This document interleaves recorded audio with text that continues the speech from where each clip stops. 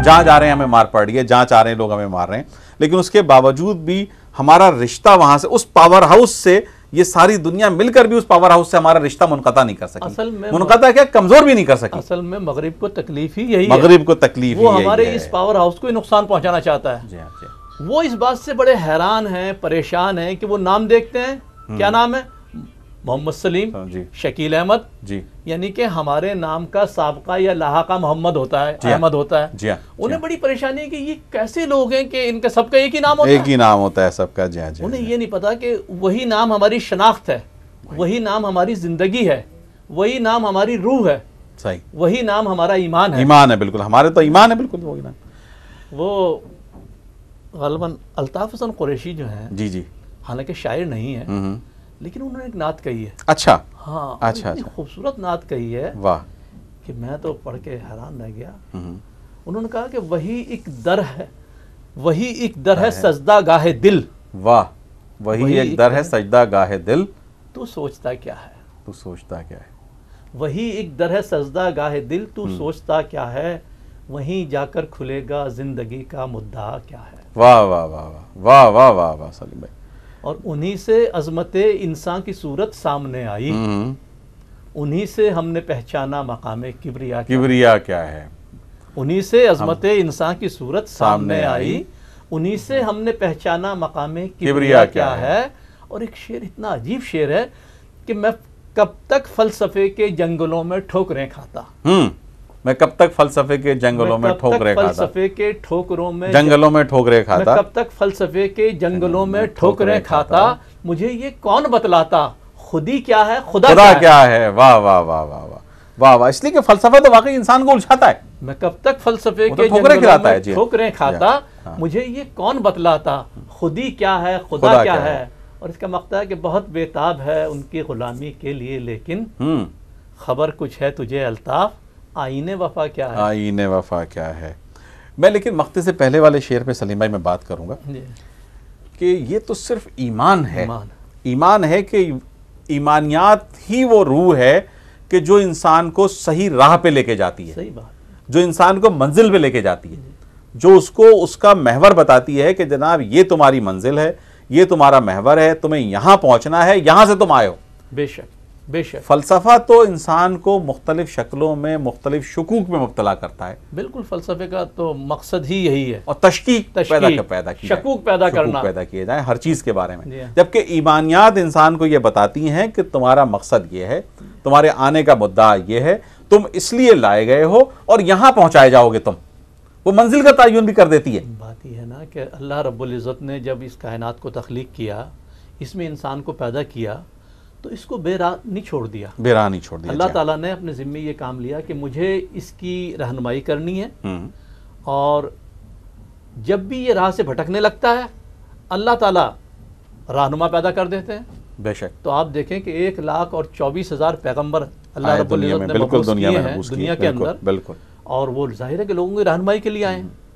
تو انسان کو فلسفے میں تو اللہ تعالیٰ نے کبھی بھی نہیں چھوڑا، بالکل بالکل، الہی رہنمائی تو اس کو ہمیشہ سے حاصل رہی، اس کی پیدائش کے وقت سے لے کر اور آپ صلی اللہ علیہ وسلم کی بالکل آپ کی بعثت تک، بالکل جی، 1,24,000 انبیاء کو اللہ تعالیٰ نے مبعوث کیا ہے، بالکل۔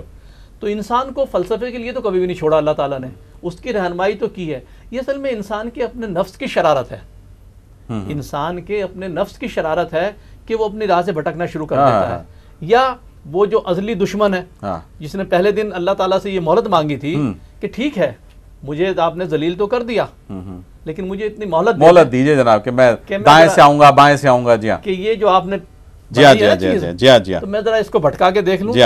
تو اللہ تعالیٰ نے کیا پیاری بات کہی تھی کہ تم اجازت ہے، جو میرے بندے ہوں گے نا جی ہاں، وہ کبھی تمہاری چال میں نہیں آئیں گے۔ صحیح بات ہے۔ تو انسان کی رہنمائی کے لیے اللہ تعالیٰ نے انبیاء کو مبعوث کیا، اور پھر ہم پہ اس کا یہ خصوصی فضل و کرم ہے، مطلب اس پہ ہم جتنا بھی فخر کریں، ناز کریں، شکر کریں کہ ہم آپ صلی اللہ علیہ وسلم کی امت میں پیدا ہوئے، بے شک، خاتم الانبیاء رحمت للعالمین، بے شک، صلی اللہ علیہ وسلم، صلی اللہ علیہ وسلم۔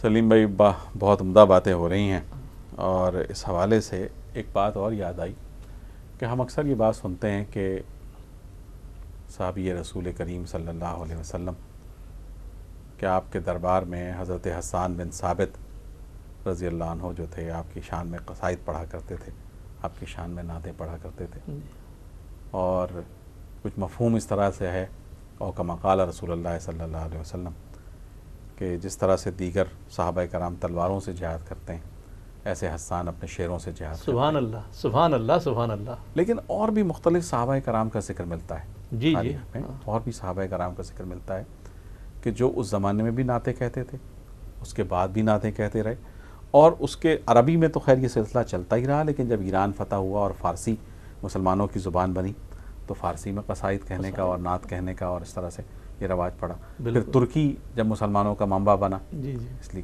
ایک طویل عرصے تک ترکی خلافت رہی، تو اس میں یہ نعتیں پڑھنے کا سلسلہ رہا۔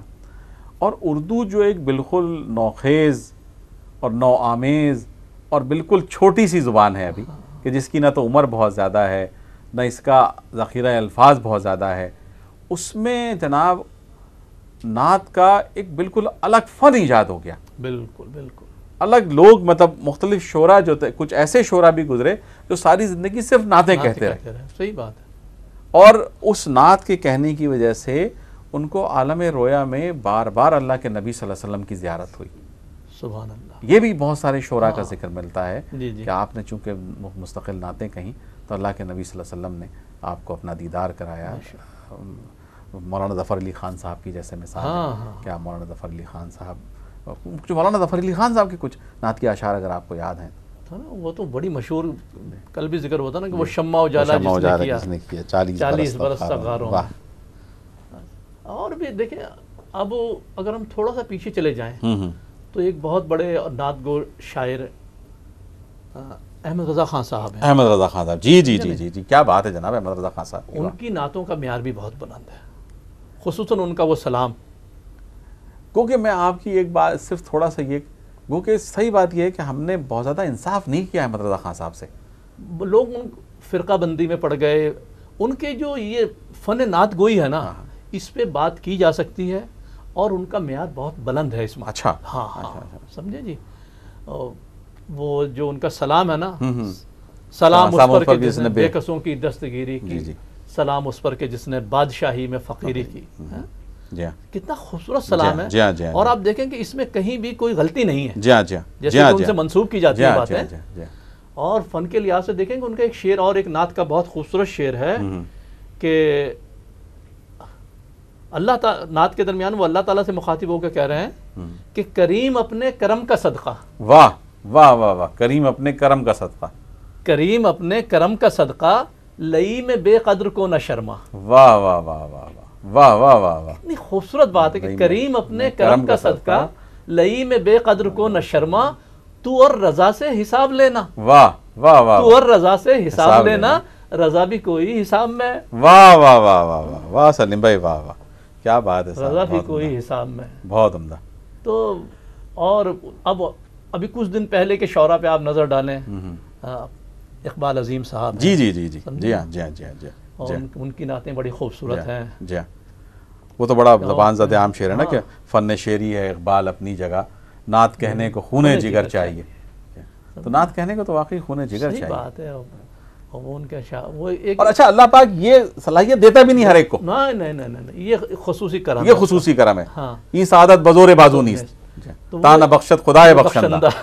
ایک مشاعرے میں ایسا ہوا کہ وہ جب انہیں بلایا گیا نا، تو وہ کہا کہ جی اب تک نعت کے لیے تشریف لا رہے ہیں، وہ تشریف لا رہے ہیں جناب اقبال عظیم صاحب، اور ہدیہ وہ پیش کریں گے آقائے دو جہاں کے حضور، اپنا کلام پیش کریں گے۔ جی جی، تو انہوں نے ایک بہت خوبصورت شعر پڑھا، کہنے لگے کہ میں تو خود ان کے در کا گدا ہوں۔ ہاں، ان کا نا نذرانہ عقیدت پیش کریں گے، تو کہنے لگے میں تو خود ان کے در کا گدا ہوں، اپنے آقا کو میں نظر کیا دوں۔ واہ واہ، میں تو خود ان کے در کا گدا ہوں، اپنے آقا کو میں نظر کیا دوں، اور اب تو آنکھوں میں بھی کچھ نہیں ہے، نابینا ہوئے تھے، جی جی جی، اب تو آنکھوں میں بھی کچھ نہیں ہے، ورنہ قدموں میں آنکھیں بچھا دوں۔ واہ واہ واہ، تو یہ سعادت بھی اللہ تعالیٰ انہی کو دیتا ہے، جس طرح سے کہ میں نے کہا نا کہ صرف حضرت حسان بن ثابت کے علاوہ جو تھے، یہ میں یہ لے کر آیا تھا کہ آپ کے علاوہ جن صحابہ کرام نے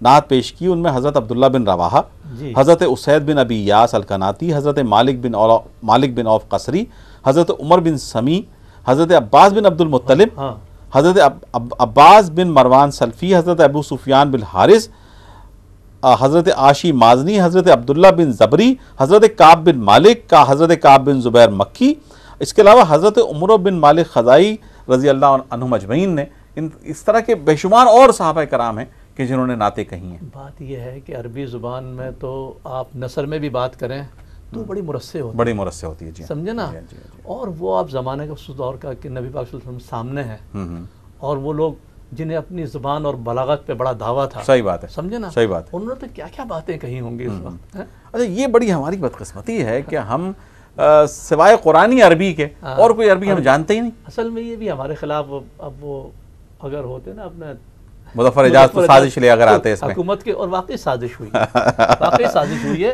ورنہ کچھ عرصے پہلے تک عربی یا فارسی دونوں میں سے ایک زبان جو تھی وہ لینی لازمی تھی اسکولوں کے اندر، اور اب تو جناب ہماری اردو کو لالے پڑے ہوئے ہیں۔ جی اب تو مطلب بعض اسکول ایسے ہیں کہ جو اردو بولنے پہ جرمانے کر دیتے ہیں صاحب، اب تو اردو کے لالے اچھا یہ اس معاملے میں آپ کی بات، میں بہت ساری معاملوں میں آپ لوگوں کی سازش تھیوریوں پہ یقین نہیں رکھتا، لیکن اس معاملے میں آپ کی سازش تھیوریوں پہ یقین رکھتا ہوں کہ جناب یہ اردو سے بھی جو رشتہ توڑا جا رہا ہے وہ اسی لیے رشتہ توڑا جا رہا ہے کہ آپ کا جو فکری، علمی اور دینی سرمایہ ہے اس سے آپ کا رشتہ توڑ دیا جائے۔ دیکھیں آپ، ایک بہت ہی گہری سازش ہو رہی ہے جس کا ادراک ہم نہیں کر رہے ہیں۔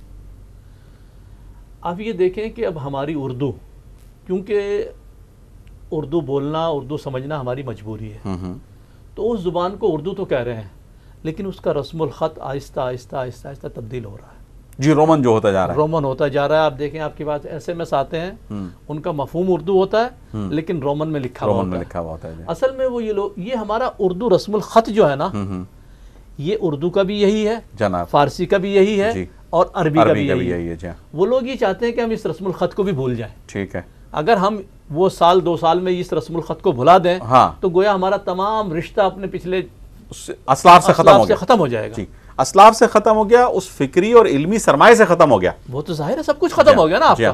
جی ہاں تو اب بہرحال اب چونکہ ہمارے ہاں سوچنے والے، سمجھنے والے حکمران نہیں ہیں، کوئی اس پہ بات نہیں کرتا۔ نہیں صاحب، یہ پھر وہی بات آ جائے گی جو میرے جس ٹاپک کا میں آپ سے مخالف ہوں۔ وہ ٹھیک ہے، لیکن اب کیا کیا، یہ سب باتیں حکمرانوں کی نہیں۔ ہم اپنے ایس ایم ایس کیوں نہیں اردو میں ٹائپ کرتے ہیں؟ ہم اپنے ایس ایم ایس اردو میں ٹائپ کریں۔ میں تو میرے پاس میں جو خود ایس ایم ایس کرتا ہوں، جو خود لکھ کے کرتا ہوں، وہ اردو میں کرتا ہوں اس طرح سے، تو تاکہ ہم کم از کم، اور یہ سلسلہ ہم مزید آگے بڑھائیں، اس کو بڑھنا چاہیے، لیکن کیونکہ ہم سہل پسند ہو گئے ہیں، ایک انگلش میں ایس ایم ایس میرے پاس آتا ہے، میں آپ کو فارورڈ کر دیتا ہوں، وہ کسی اور کو فارورڈ کر دیتا ہے، ہم یہ زحمت نہیں کرتے کہ ہم اس کو اردو میں لکھ لیں۔ اور یہ اس میں ایون یہ کہ جو اردو شاعری ہے وہ بھی رومن میں لکھ کے جا رہی ہے۔ ہاں، غالب اور میر کو رومن میں لکھ کے بھیج رہے ہیں، غضب خدا کا کہ غالب کا شعر ہے اور رومن میں لکھا ہوا آ رہا ہے۔ غالب خود ہوتے تو خودکشی کر لیتے، یہ انہیں مار دیتے۔ ویسے تو وہ سہل پسند آدمی تھے، خودکشی ہی کرتے کیونکہ یہی زیادہ آسان کام ہے۔ چلیں سلیم بھائی، پھر انشاءاللہ کل ملاقات ہوتی ہے۔ یہ ہمارے بچہ بھی جانے والا تھا، اچھا یہ بہت خوشی ہوئی جی ان سے مل کے، اللہ خوش رکھے۔ اللہ تمہیں بہرحال تمہیں اللہ تعالیٰ بحفاظت لے کے جائے، اور وہاں پر بھی یاد رکھنا ہمیں سوئے، ٹھیک ہے؟ اچھا بیٹھے رہو بس آگے۔